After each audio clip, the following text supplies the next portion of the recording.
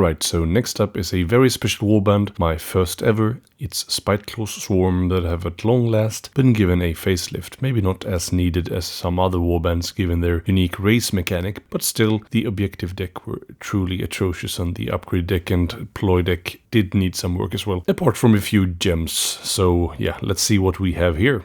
Fighters first up. So, starting off, we have some pretty huge changes to the main man himself. He has undergone a significant overhaul. No longer does he sport 3 damage inspired, but he has been made up for it in some other ways. Nothing busted or super crazy, but still pretty solid stuff. He now sports 2 dodge already uninspired, which is a nice little boon, although not major given how easy it is, and it's probably one of your first ones to inspire. His race action has now been given a name, Swarm, short and snappy, otherwise it's unchanged apart from the modernized lingo here with minion, etc. What he has got in addition though is the schemer, meaning that if he is assisted by a minion in his attack actions he gains Grievous. This doesn't sound super thrilling first up, but once we flip over to his inspired side there is some nice synergy there. And inspired, his halberd first off goes to cleave, but stays at 2 damage. Previously he had this weird cleave on a crit, which basically only is useful, for example, when you roll a hammer and a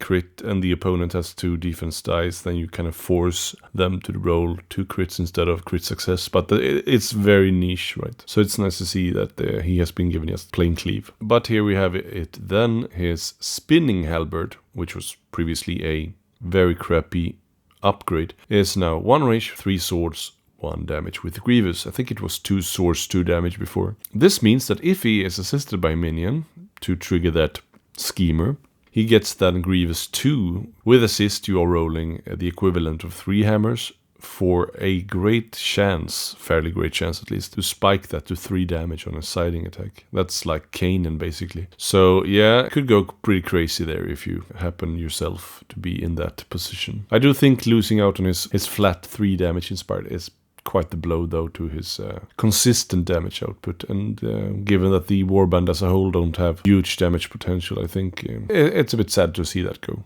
Let's check Kirk, his almost trusted lieutenant.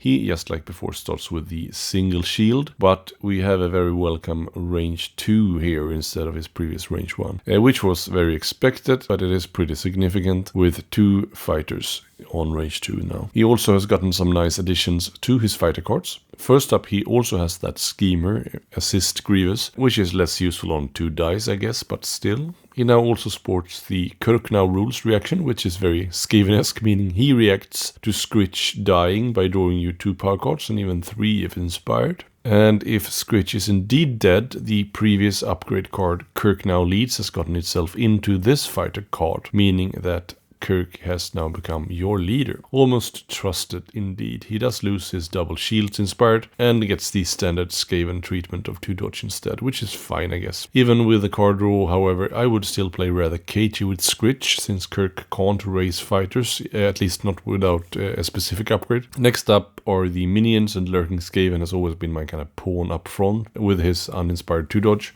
for enemy fighters to bravely charge onto and fail, and then I can swarm them with the rest of my rats. He is still 2 dodge uninspired with a baseline uninspired attack, and changed, unlike the other clan rats, his minion keyword is there now hard printed as well. Inspired, however, apart from his main attack getting an extra fury, just like before, he gains a range 3 option with 2 swords, 1 damage. Quite lackluster, but it's nice to see the very crappy upgrade moved onto his fighter card at least. Hungering then, he has changed to shields on both sides of the card. Kept his accuracy but gained scything. This is kind of a sad fellow now who has toppled from his throne of the Black Hunger. This upgrade is no longer here, which meant scything and +1 damage, but also hitting friend and foe alike. So basically inspired he had 2 hammers, 2 damage and scything, which was kind of nice. One of the most fun cards in their OG deck, so I'm a bit sad to see that one go. I think toning it down could have been enough, or at least make up for it more than only to give him scything. With only 1 shield on both sides of the card, he is now sadly your most hungry little fellow and your least useful. Festering, then he has gotten Grievous on his inspired side, which is pretty useful actually. This is, I guess, to make up for the Festering Blades. that was previously bound to him, plus 2 damage on a crit. This is a more sensible balance act, I feel, with double Grievous being kind of crazy, and it somewhat makes him useful even without weapon upgrades. Let's move over to the deck, and as always, let's start with the searches. First up, we have a brilliant scheme plan for having 3 inspired friendly survivors after an activation.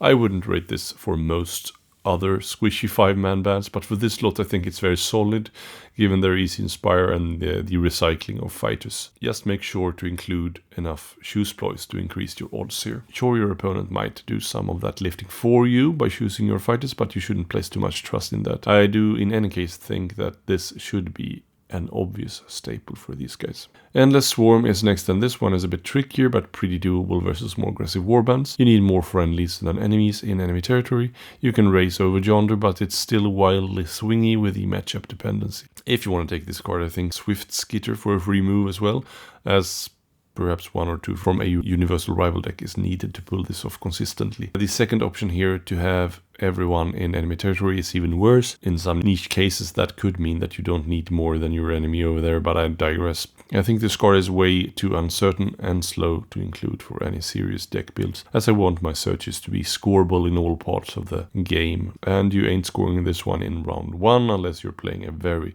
aggressive 3-man warband. Let's move on. I am the greatest. Yes, is a revamp from kill someone with Squitch to simply kill someone with your leader, which is a bit more versatile now with Kirk being promoted when Squitch dies, so it's not a dead card in that case. I'm not sure on it though, since Squitch shouldn't be charged out too early as to not render his swarm ability unusable, except for late activation charges.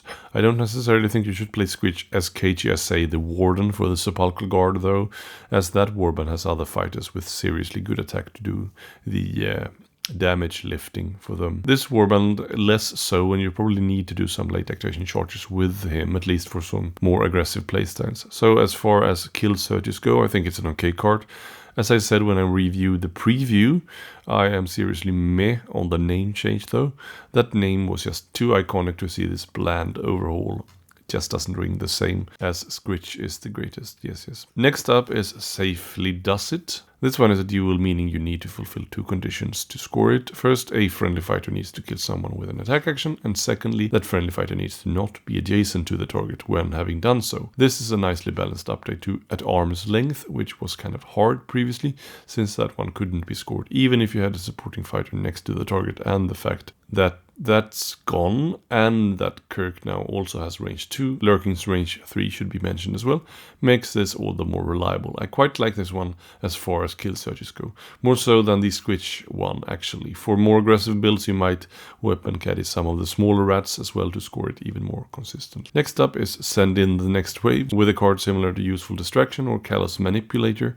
So an inspired minion needs to be taken out of action basically, which will happen. And given how fast these guys generally inspire, you won't have to wait that long. I guess the Hungering is your best bet, with a crappy defense characteristic on both sides of the card. The interesting and flexible thing here with this is that an enemy does not need to kill the fighter. Run a couple of times through a lethal hex if you need to move through your deck. If you've equipped Completely Expendable, you won't even feed the opponent any glory for doing so. I think this one is solid enough to make the cut, honestly. Last of these searches is Standing Out, which means you need to successfully attack with a minion, which seems pretty solid to be fair. Hungering inspires to 2 smash and the other 2 3 swords each, which is quite enough to make this card a staple with how easy they are to inspire. You could, I guess, have a rough first draw with no shoes ploys, and then I probably wouldn't go above and beyond to score this over doing more useful stuff with your main fighters, but as soon as they are inspired, I think it's a reasonable endeavor. So, end phases then. Against All Odds is a 2 glory duel for having at least 2 or more surviving minions, and all of them being in non-friendly territory. For more aggressive builds, I would probably rate it. It does require some resing though, so if Squitch gets targeted, and he probably should be, this will be increasingly tough to pull off as your minions are taken down. I think with this you need to move into enemy territory at least 1 hex, as to not risk being shoved back into your zone. My initial feeling is that it's a bit unreliable honestly, and without some additional out of sequence move cards to boost, I will probably leave it at home,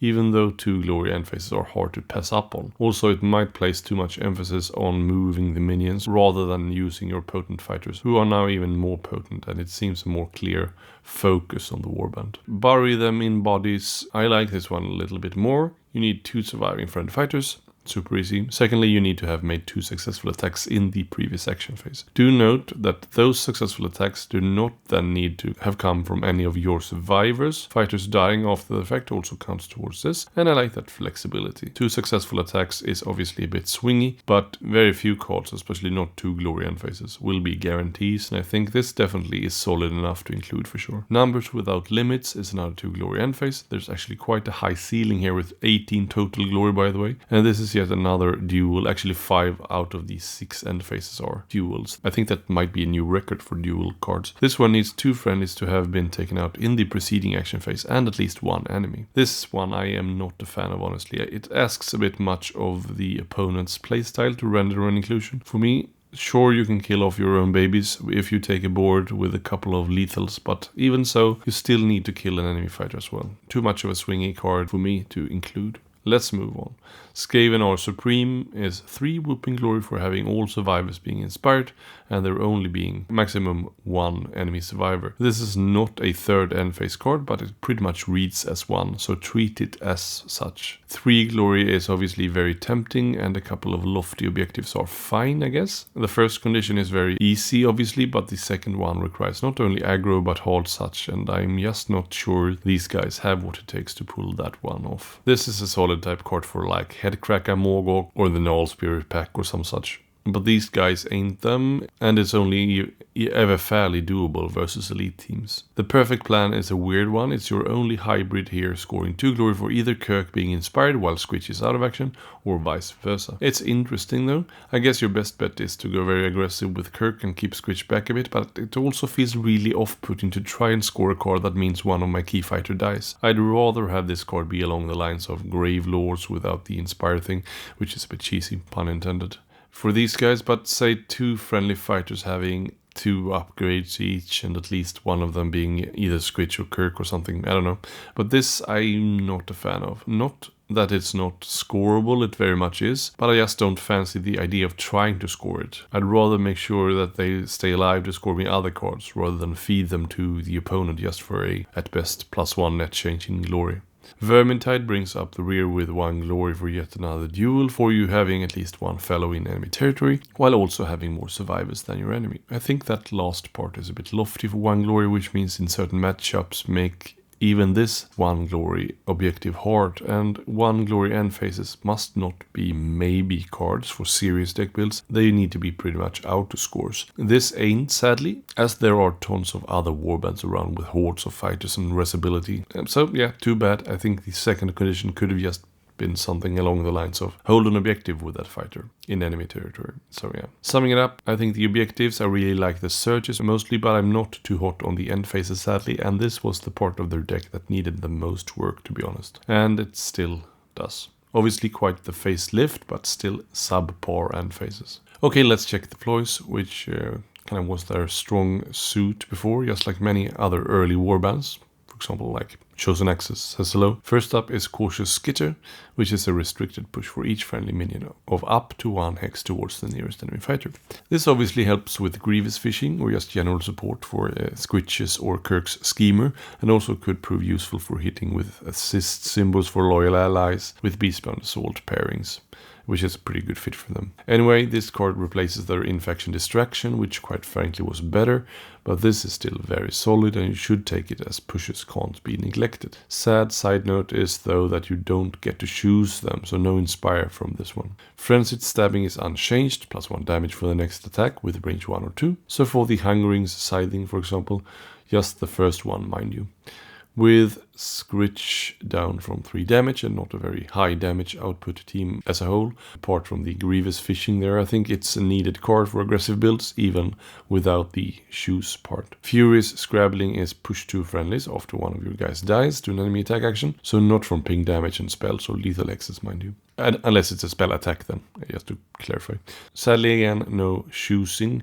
This push though is unrestricted, and since the reaction will lead you into your activation, it's pretty useful to set up support or the like. Heightened Caution is +1 defense in the next activation. I mean, it's not useless and it's for the entire activation, but I'd rather take a defensive card that also chooses me, or just a card that chooses me really. Malicious Stab, finally we have a choose ploy if we have at least 2 fighters adjacent to an enemy fighter, and some of the previous ploys might set that up for you, as well as Squitch's swarm ability. We get to choose one of them to attack with out of sequence, only for range 1 or 2 though, but that's probably what you want to be doing anyway. This is one of the cards though that for me is a bit much to set up. Sure, yes, out of sequence attacks can be very impactful and strong and skew the game in your favor, but it's most of the time a bit much to meet the conditions here. I will mention it could help you score standing out and bury them in bodies, but that's about it. So yeah, sad to pass up on a choose ploy, but we need stronger stuff. Mask of Fear is unchanged, a free Inspire in the form of a choose ploy and a guard token, which is good mileage for 2 dodge fighters. Just don't waste it on the hungering or lurking, I guess. I'm not huge on guard tokens generally, but we are starved for good choose ploys, so I'll probably keep this one in. Nervous Scrabbling has gotten a boost since it was pretty much budget confusion here, before with only choosing one of the adjacent fighters. You can now inspire 2 for the price of 1 ploy. Do note that only one of the fighters chosen needs to be a friendly fighter, so you could for example steal an objective from an enemy fighter here. Even fighters that denies pushes, mind you, since this is indeed not a push. You could also use it to place that enemy in a lethal hex you were standing in. This is now even more so than before a staple card, and for championship builds, having this one and Confusion in tandem is a very solid start. Plenty More is yet another lame name change. What's wrong with There Is Always More? I don't really get that one. Anyway, it's not only the name that has gotten a nerf, but the card as well. The fighter's coming back now does so with a move or charge token. I'm not sure why you would choose a charge token. Maybe unless to score some like Embraced Savagery or deny opponents having more charge tokens than you in the end phase. But anyway, getting a move token is not a major deal nowadays, I guess, as the minions, even less so now, are the ones to do the heavy lifting in terms of attacks and charging. Also do note that you can now place that fighter on an empty hex while previously only on starting hexes. So that part is actually a boost. But alas, you cannot place them on an objective token. So previously, if an objective token had been moved onto a starting hex, you could sneakily raise them there, which definitely was a thing, especially with shifting charge for championship. I do feel saddened by this caveat, as it actually punishes smart play rather than encourages it. But even with all these caveats, you can't pass up on a free resurrect, and it also inspires you, just like before, and placing them next to an opponent leading into your activation to capitalize on Schemer is a solid play as well. Swift Skitter was previously double move characteristic unless you charge for the next activation. This one is now a choose ploy for a friendly fighter without move or charge tokens to make a free move with the cost of a charge token. I don't really like that it costs you a charge token to make a free move, while similar cards just gives you the token for the equivalent action. Sure, if you need all fighters charged, I guess, but that doesn't seem like something you'd generally play into. But it can in some instances lock up Squitch's swarm ability if you charged with him early, and all others are also charged. The Choose Inspire might be hard to pass up on those, but I'd have to deck build further to see if this actually makes the cut. Verminous Backstab is last, and here we have at least a card with a slight boost. This one is now +1 dice, no range restrictions, and a choose ploy, which is nice to see. I think both effects paired will make this a viable pick for most semi at least aggressive builds. So overall I had actually higher hopes, probably much higher hopes for the ploys, honestly, with some weird and maybe unnecessary nerfs to cards that were strong but hardly broken before. Anyway, let's move into the last part of the deck with the upgrades. First up we have Conniving Goad, which I quite like. For the price of an action you get to move this fighter and another fighter. Both gets move tokens, mind you, but still that's very good activation economy. This works similar to Puppeteer or Dance Macabre or the Warden's ability, I guess. As long as the fighter with this upgrade can be activated again, there's nothing saying that the other fighter chosen can't have a charge token, which is pretty sweet. I'd be inclined to include this one for sure. Next up is Desperate Strength for +1 damage for range 1 and 2, but after you successfully attack with it, the card breaks. That sucks. It makes zero sense that these guys, compared to something like the Gnarl Spirit pack, which is just a much stronger team, have a +1 damage that it can also keep and play out for free, while this warband gets only a 1 of +1 damage. I think that's very rough. I'd much rather have some extra restrictions on it, like +1 damage while wounded or while the opponent are wounded or something like that, similar to Dread Pageant or the Soul Raid. Still, this warband is starved for damage, so you'll likely take it anyway. Just suck it up, Buttercup. Rusty Shuriken doesn't sound very promising, but 3 range, 2 smash and 1 damage with Grievous is not too shabby, I guess. Grievous, as I said, on Kirk is not that useful on 2 dice. With Kirk now also having a bit more range and the Lurking also having a ranged option, I think this weapon upgrade is pretty redundant, obviously, even if it is slightly better than that other ranged option. Ruthless Dodger is next, giving you a reaction for being successfully attacked to not only hand over the damage but indeed kill off a minion within 2. This could ramp up the survivability of your main fighters. If that minion also has the completely expendable upgrade, it's an even sweeter deal, I guess. The downside is the telegraphing though. Even so, I don't think you can pass up on upgrades helping your vital damage dealers and resurrectors to stay alive. Sewer Whisper is next. This one is quite good, I think. You get to add an extra success to your attacks as long as you roll at least 1 success. That's basically an innate trapped condition for the enemy. Fantastic. I would probably always take this one. Sneaky Stab is next, which is an action to push 1 and attack after the fact. This has a lot of good mileage on both our main fighters, effectively taking them to 3 range and keeps them uncharged to a greater extent, as to not block off your swarm ability. I've always loved this card, so it's good to see it stay. And on a similar note and card, let's move into the fight restricted section and start off with Skitterscurry, bound to Scritch and Kirk, which is a reaction to making an action to push 1 hex afterwards. If this is used during a super action though, it ends that super action. It has had a errata that it only does that on your super action, so you can't, for example, with an out of action move reaction, break up an enemy fighter's super action anymore. So yeah, just keep that in mind. I talk about it in the FAQ video if you want to check that one out. Still, I think it's a very solid card, and especially paired with Sneaky Stab can be really fun Skaven dancing. Next up is Browbeater, which is budget swarm for Kirk or even minions. If you use it on a minion to raise, however, you get a charge token, so Kirk is obviously going to be your best bet if he is alive. Apart from that, it's also more restricted than Squitch's ability, with being unable to raise on an objective token, but the fighter summon does at least not come back with a token. If it's a valuable take or not remains to be seen. It's kind of hard to play Squitch super offensively just to hope to draw this card and keep Kirk back. But it's a nice little safety net, so I might take it. Next up is another revamped card, previously plus 2 damage on a crit for Festering. This is now bound only to minions, so it's less restrictive, giving them range 1, 3 Fury, 2 damage with Cleave and Snare. So it's not a boost to their existing attacks, but an attack action upgrade. But it also has something called Tainted, meaning you take 1 damage for the effort. I don't know if I think the attack action is that brokenly good as to warrant this. With Grievous on top on that, I could play Ball, but this feels a bit rough. Still, it's a very solid attack profile, probably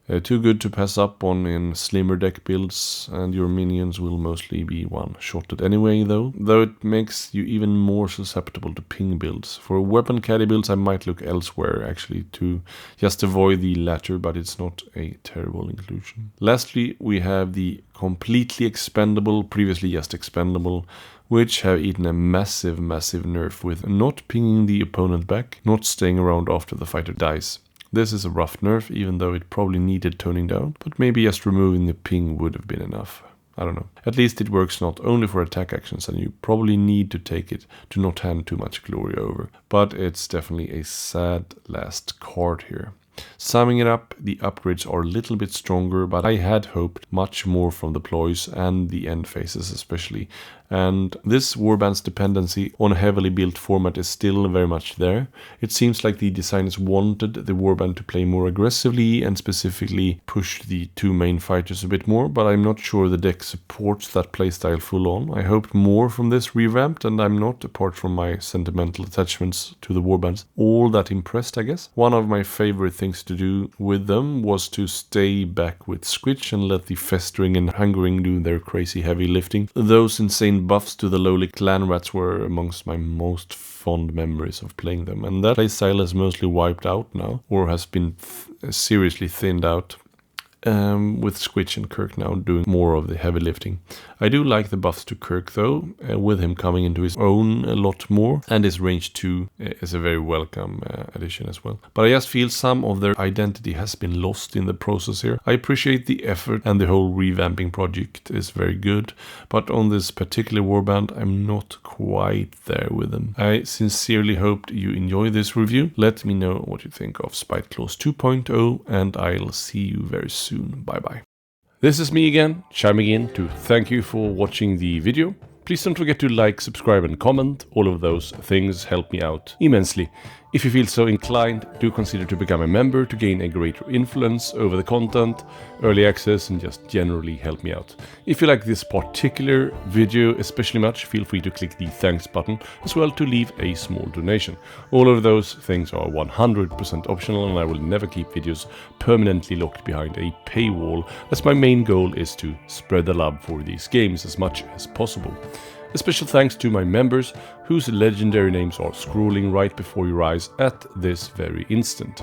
Don't forget, the games are not only about winning, but also creating unforgettable memories with your friends and opponents. That's it for me. See you soon. Bye bye.